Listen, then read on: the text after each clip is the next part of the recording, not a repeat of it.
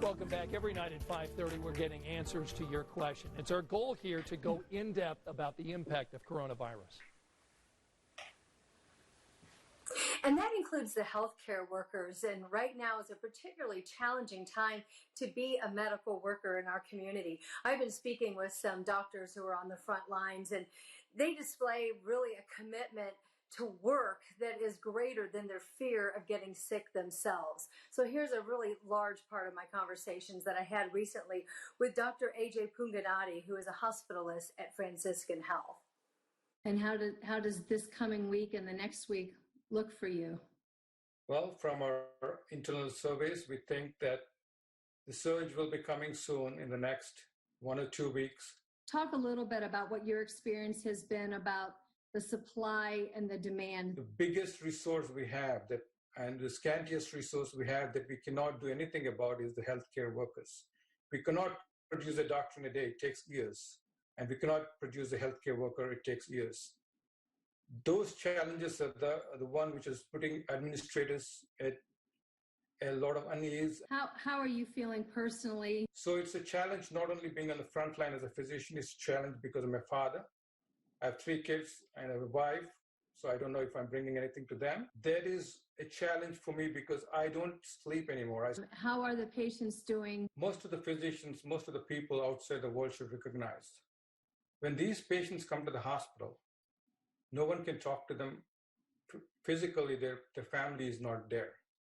We have great stories. I have patients who come who have been doing great that I thought maybe this patient is not going to do well, and I have a few patients, unfortunately, who decline in front of my eyes in days, in hours. The good news is that if you're healthy and you don't have much of medical problems, or most of your medical problems are under good control, even if you have them, you have a very good chance of getting through this. But it is those unfortunate people, that is the people who end up going into the ICUs. It is those critical patients that we're having very difficult time to get out of the ventilator once they're on it. And that's why we want this surge to slow, because we want more people to have an opportunity of having that last vital thought before we give up. What seems to be the common denominator? The only protection today you have is your own body and your own immune system. But if you ask me, as of today, I'm sure every physician says that no one knows what works. In my 15 years of practice, I have never seen or encountered anything where for few patients, it's been less than 14 days of life. Because once they hit that critical, and it is hard to see, I've never seen so many healthcare workers having tears. I've never seen my partners holding my hands and crying for themselves and for others. It must be hard to watch people that are struggling to breathe and people that are dying without their loved ones nearby. That must be heartbreaking. I have never seen a disease wherein a patient is not surrounded by their loved ones. This is the toughest job and toughest thing to see every single day. This is what even scares every healthcare worker, because they know it could be one of them who could be breathing for the last time without having their loved ones besides them. You can just see his heart is so much in his job there. And as we wrapped, he really wanted to get some advice out to all of us. First of all, he said, make sure we're taking our temperature every day. Only go to the hospital if you really need to, and make sure you call first. He also said that he thought we should have an antenna about something. He said that he had cases that were presenting with GI issues like diarrhea and not the chest pain that we've been hearing about. He says this is something he's not seen covered in the media, and it's something he really wants us to be aware of and have an antenna for, that could, for the way our body develops, be the very first thing. He says make sure you're getting plenty of sleep. Make sure your body is ready if something comes to this, that you're ready for a fight. And also, if you do get sick, make sure that you're wearing a mask and isolate. He says people are highly contagious, and you owe it to this community to make sure you're protecting others, Scott. Yeah, hearing your interview, we're just so thankful for all those healthcare workers, and thanks. Well, every night, NBC's medical expert John Torres answers your questions about the coronavirus. And tonight, Dr. John addresses this question of masks and whether you should wear them if you're not sick. Hi, Dr. John here with what you need to know about coronavirus today. It's Monday, March 30th. Here's the headline. Over the weekend, you might have seen a lot of social media rumors about the CDC changing their guidelines on who should be wearing masks when they're out and about outside.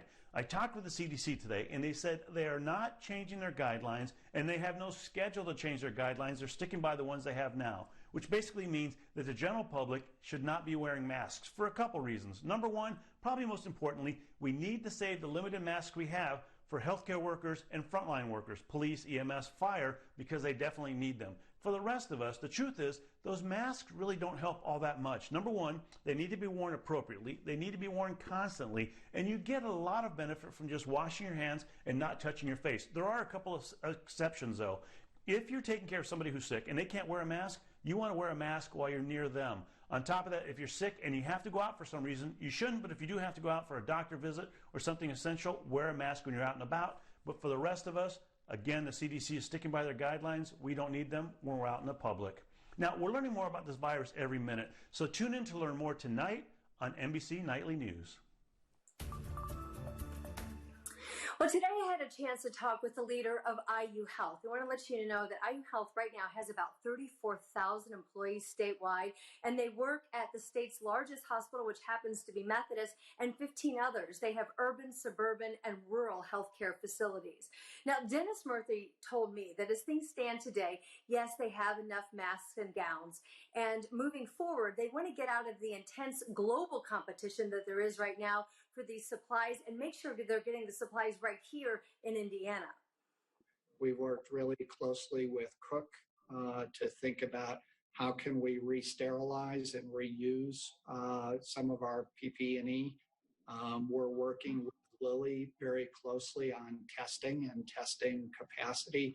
So I may have a simple view on this, which is we as Hoosiers probably need to figure out how to be as self-reliant as possible while trying to compete and get all of the necessary equipment and supplies that we can on a national and international basis. You're really taking as many tracks on this as you can to make sure your team's safe and adequately supplied. That's one. We've got two very simple goals, which is we want to make sure Hoosiers come out of this healthier than any other state. So how do we make sure we have better outcomes and that our staff are as safe as possible? Murphy said he's always worried about his staff's mental and physical health, sharing that right now they have a double tough job because they're tasked with enforcing the testing and the visitation rules that come from the state and from the CDC. And a lot of times those rules are not playing well with distraught and grieving families. There is that second side of this. There's a whole set of research in healthcare around this notion of a second victim. And what that means is if somebody passes, what's the impact to the caregivers?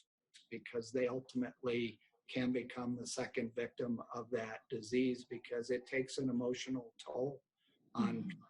This is a whole set of patients that really, other than random bad luck, would be healthy.